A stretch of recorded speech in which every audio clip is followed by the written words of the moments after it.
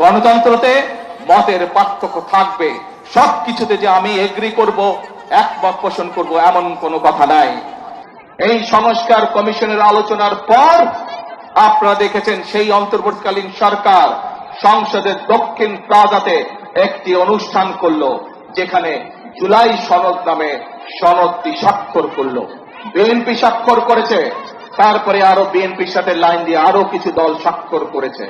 প্রিয় ভাই বোনেরা, এই বিগত 17 বছর আন্দোলনে বিএনপির শত শত নেতাকর্মী গুম খুনের শিকার হয়েছে। বিএনপির লক্ষ লক্ষ অর্ধ কোটি নেতাকর্মী গায়েবী মামলায় নির্যাতনে নির্যাতিত হয়েছে।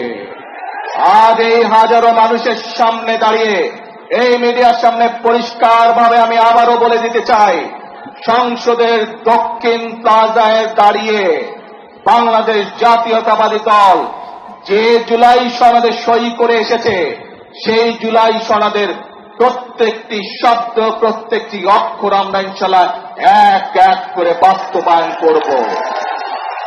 কিন্তু বারবার পরিষ্কারভাবে এই কথা বলে দেওয়ার পরেও আমরা দেখলাম যে কিছু রাজনৈতিক দল সংসদে এবং সংসদের বাইরে জনগণকে বিভ্রান্ত করার জন্য কিছু কথাবার্তা তারা বলা শুরু করেছে। প্রিয় ভাই বোনেরা, অন্তর্বর্তীকালীন সরকার 11টি কমিশন করেছিল।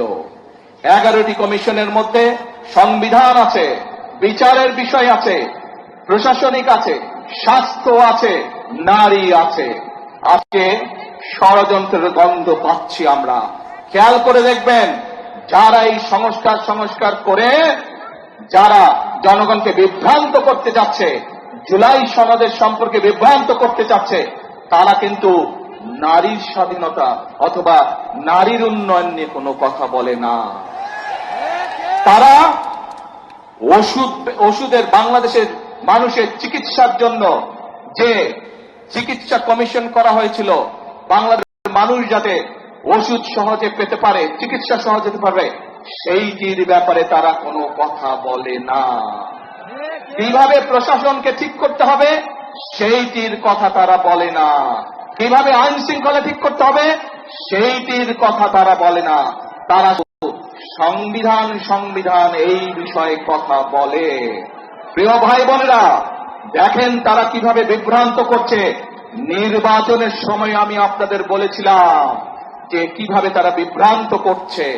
এই গুপ্ত বিভ্রান্তকারীরা আবারও এখন এই বিভ্রান্তের কাজ শুরু করেছে। তারা দুদিন আগের ঘটনা, এই গতকালকের ঘটনা, ময়মনসিংহের ওইদিকে একটি জেলায় একটি ব্যক্তিগত তুচ্ছ ঘটনা ঘটেছে। এক ছেলে এক মেয়ের সাথে প্রেম করত, তারা বিয়ে শাদী করেছে, তাদের পরিবারের সমস্যা দেখেছেন আপনারা, ফেসবুকে দেখেছেন না? কিন্তু সাথে কি এটাও দেখেছেন, একটি পারিবারিক একটি ব্যক্তি ঘটনাকে কারা রাজনৈতিক রূপ দিয়ে দেশে অশান্তি সৃষ্টির চেষ্টা করেছে? দেখেছেন আপনারা সবাই? প্রিয় ভাই বোনেরা, এদের সম্পর্কে সতর্ক থাকতে হবে।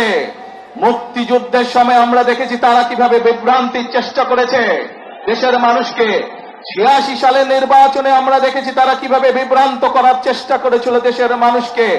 96 সালেও আমরা দেখেছি স্বৈরাচারের সাথে গিয়ে তারা কিভাবে দেশের মানুষকে বিভ্রান্ত করেছিল। 2008 সালেও আমরা দেখেছি সেই ওয়াল 11-এর সাথে যোগ দিয়ে তারা কিভাবে বিভ্রান্ত করেছিল দেশের মানুষকে।